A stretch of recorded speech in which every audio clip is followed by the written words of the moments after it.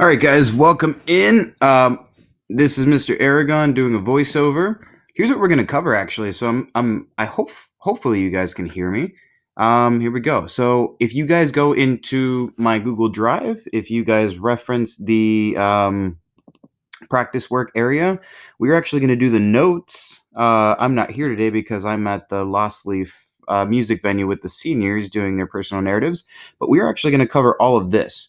And this is going to be the last concept that we talk about for the next 2 weeks. Hopefully, that gives you guys some joy.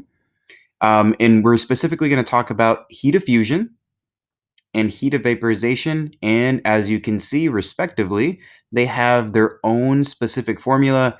But I promise you, they are the easiest formulas to remember, memorize, and reference and execute, right? Perfect. So before we talked about calorimetry, which is Q equals M times C times delta T, and we were trying to figure out how many calories or how much energy was in something or something absorbed, right? Today, what we're going to cover is how much energy is required to melt something and how much energy is required to evaporate something specifically. So I'm going to pull up the PowerPoint. You guys can pull up the PowerPoint as well, or you guys can just follow along and write in your notes. And so I'm going to put this in slideshow mode. Hopefully it registers. Neato. Alrighty. Perfect. So the need to know formulas. You are going to need to know heat of fusion, which means melting, and I have a slide that kind of depicts that. And the formula is Q equals M times HF. So Q is never going to change. Q is still heat in joules. Mass, or M, is mass in grams. Those are two known variables, two known units as well. So thank goodness for that.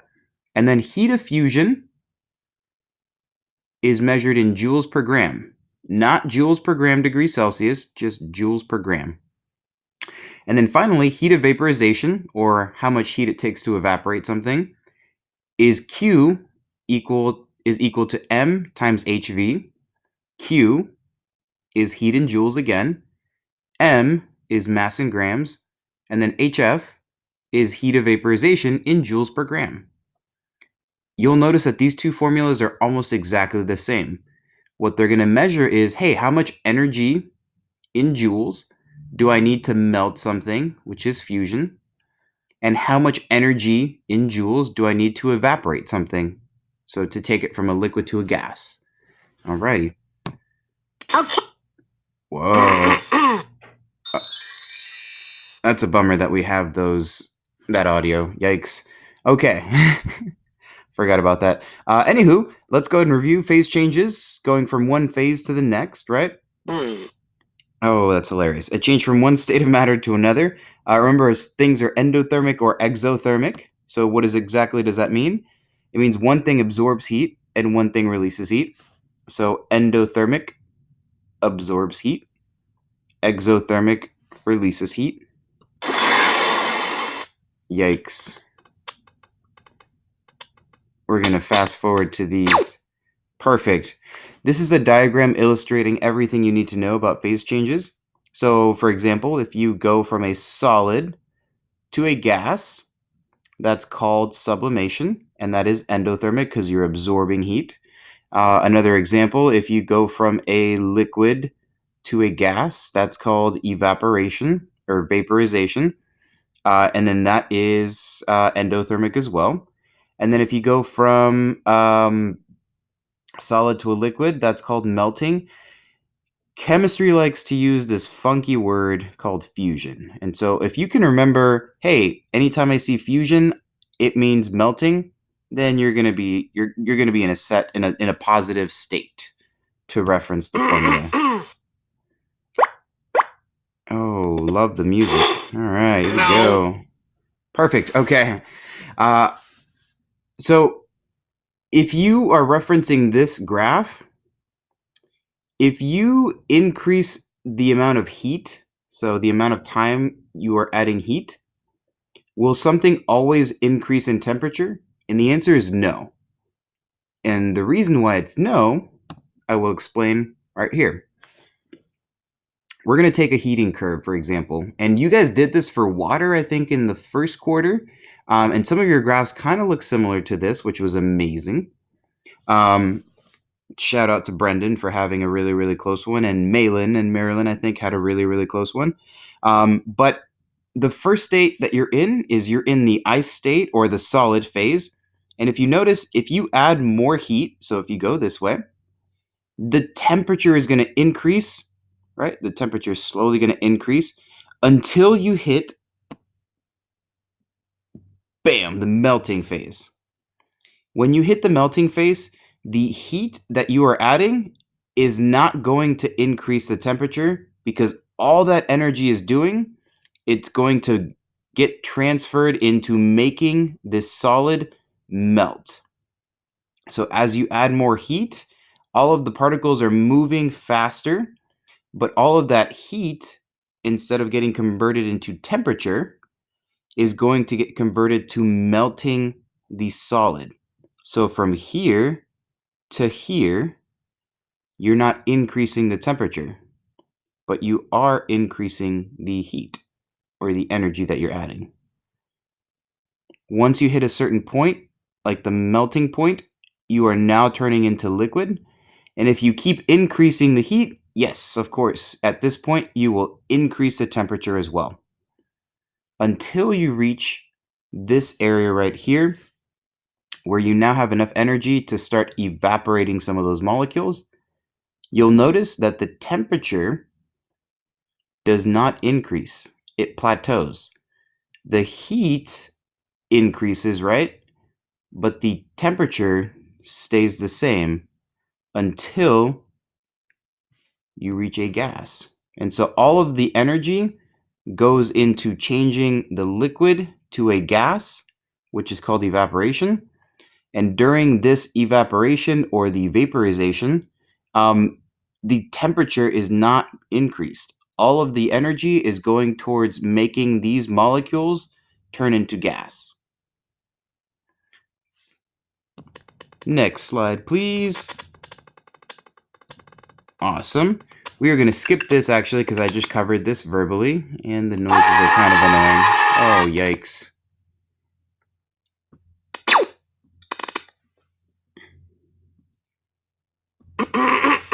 All right, let's get to the formula. And so, oh boy, I love it. All right. Anywho, I forgot I added those audio animations in there, so my bad, guys. Anywho, heat of fusion, so heat of melting. And so if you guys want to write in your notes what heat of fusion is, it's melting. So it's that point in the graph where the temperature is not going up, but the energy is increasing. So what is the definition? The energy necessary to melt 1 gram of a solid. That is what heat of fusion is. So if you have 1 gram of metal or 1 gram of aluminum, how much energy, how much energy is going to be needed to melt all of that 1 gram, right? So heat of fusion is HF. And now, what is the formula? The formula equals Q times Q, which is the energy, is equal to mass times HF. Now, everything has its own specific HF. The heat of fusion for water is 334 joules. So anytime you have water and you're being asked, hey, how much energy would it take to melt water? The HF value is always going to be 334. If you had like liquid aluminum, for example, or aluminum, the energy required or the HF would be much higher or much more different. So think of HF as in like the C value in specific heat. Everything in the world has its own specific heat. Everything in the world has its own HF.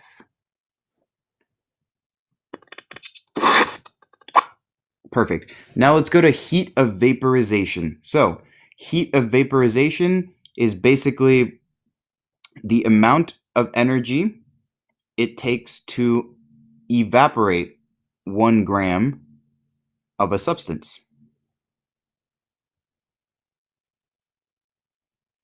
So it's the amount of energy required to to evaporate 1 gram of the substance. It's abbreviated HV. So HF is heat of fusion, which means how much energy it takes to melt 1 gram of a substance. And then HV is how much energy it takes to evaporate 1 gram of a substance. Now, here's the definition. Perfect. The amount of heat necessary to vaporize 1 gram of a substance. So, pretty freaking sweet. Guess what the formula is? It's Q equals M times HV. So Q is joules, M is mass, and HV is heat of vaporization. And you can bet your bottom dollar that everything in the world is going to have its own unique HV. Let's find out.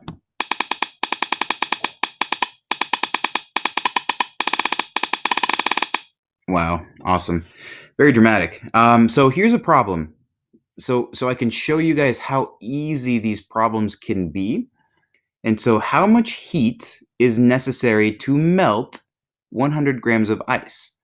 Ice has an HF, or a heat of fusion, of 334 joules per gram. Now, how much heat, so we're going to calculate the Q, is necessary to melt?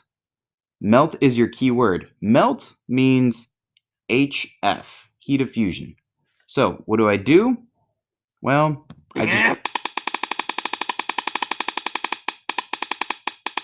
Oh, wow. Okay, so what do I do for the first problem right here? I just take my formula, Q equals M times HF. The mass of ice is 100 grams. The heat of fusion of water, or of ice, is 334 joules. So what do? I just plug them in and multiply. So it's going to take 33,400 joules to melt 100 grams of ice. And now we have the second problem here. How much heat is necessary to vaporize this water? Now, the HV, or the heat of vaporization of water, is 2,260 joules per gram. How much heat is necessary to vaporize this water? This water refers to 100 grams of ice. So if you have 100 grams of ice, that means that you're going to have 100 grams of water. And so you just plug it you just plug it back into your formula. Since we're dealing with vaporization, the formula is going to be Q is equal to M times HV. We know that we have 100 grams of water, and that the HV of water is 2,260 joules. Now you're probably asking, Aragon, are we going to have to memorize all this stuff? No, because I will always give you the HV value of water. I will always give you the HF value of ice. I will always give you the HF value of aluminum, of iron, of gold, of platinum, whatever question I'm asking you for. And so all I ask is that you guys know which formula to use, and then how to calculate the total joules used, right? If you notice, it takes a lot more energy to evaporate water than it does to melt water. So it takes 33,000 joules to melt water, but it takes 226,000 joules to evaporate it. So if you ever know, or if you've ever taken like a block of ice or even an ice cube and put it on the stovetop in a pan, it melts really, really, really fast because it doesn't require a lot of energy, relatively speaking, but it takes a lot more energy to actually evaporate it. And when I see you guys next, we are going to talk about that. So now, what we're going to do is, what I want to reference to right now is the practice problem. So, Mr. Aragon's not there. I trust that you guys are doing an amazing job with the sub, and you guys are actually watching this video and referencing this video. And so, two things. You guys should have finished the calculations for heat. The key is on drive. You guys should have finished this dude right here. The calculations and the key are on drive as well. And then what I want you guys to do is I want you guys to reference this one as well. So these are problems that we literally just did. And I want you guys to reference the key as you are working through it. Please don't copy from the key directly because, as you guys know, we're going to have a quiz on this eventually. And so it is going to help that you guys know all this fun stuff, right? And so one thing that you'll notice is that there is going to be a bunch of problems here, just like a medley of mixed problems. So question number 1, for example, what's the equation for heat of fusion? Well, Q equals M times delta HF. My equation is Q is equal to M times HF, which is the exact same thing. What is the equation for heat of vaporization? Q is equal to M times HV. And then what are the units? Well, they're in joules per gram. Joules per gram. If you notice question number 5, it's asking you for what is the heat of fusion for. And so note that it's a mixture of problems. And so if you guys read this problem, for example, number 5, if 2083 joules are used to melt 5.26 grams of aluminum, what is the heat of fusion for aluminum? So your equation is going to be Q equals M times HF. I used a triangle here. I made this key like 5 years ago, so sorry about that. But Q is equal to M times HF. They already give you the Q. They already give you the grams, and you're trying to figure out the HF. And so you divide both sides by 5.26 to get 396 joules per gram. You're going to do about the same thing here. And then if you notice, number 7 is actually a specific heat problem. So specific heat problems are Q equals M cat, or M times C times delta T. Now, number 8 is a heat of vaporization because you're boiling the water. That's your key word there. And they actually give you the heat of vaporization for water, which is negative 2,257 joules per gram. And then so on for the rest of them as well. All right, so that's really everything that I have for you guys. What I would love for you guys to do when you finish your practice problems is I want you guys to make sure that the rest of these are done. And then what I really, really, really, really, really, truly, truly, really want you guys to do is to look at the lab, and I want you to reference what the heck we're going to be doing. We're going to be setting stuff on fire all of next week, and so I want to make sure that we have the annotations done. And more specifically, I want you guys to really reference this model so that way you guys can get a good indication of what it is that you guys are going to be building. You have a ring stand right here. You have a soda can. You have a rod that's going to go through the soda can tab. And then this little thing right here, I kind of blew it up for you guys.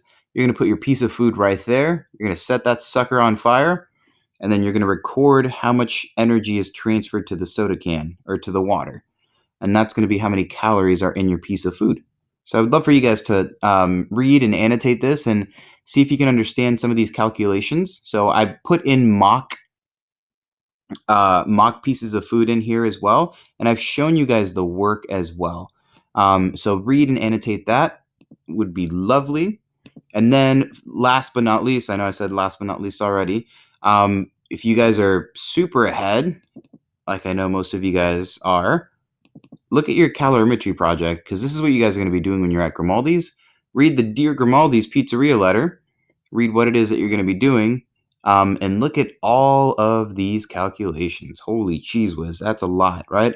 And then, of course, please note, for your project, you thought you were done with them, but you will have a claim, you will have your evidence, and you will type up a 5 to 7 sentence reasoning. And that's going to be your project. And so I'll hopefully be there to explain more about that when I see you guys next. Awesome. That being said, if you guys do have any questions, you guys can always email me. I'll be at Lost Leaf, so I'll have my phone on me. And so if you guys do have any pressing concerns or issues, I have already given the sub my phone number and my email address. You guys, of course, have my email address. Just shoot me a quick email and I'll respond if you guys have any questions with any of the work, or if you don't, if you haven't been added to Drive for some reason. All right. That being said, have a good weekend. I'll probably see you guys randomly throughout the halls tomorrow. All right. Bye, guys.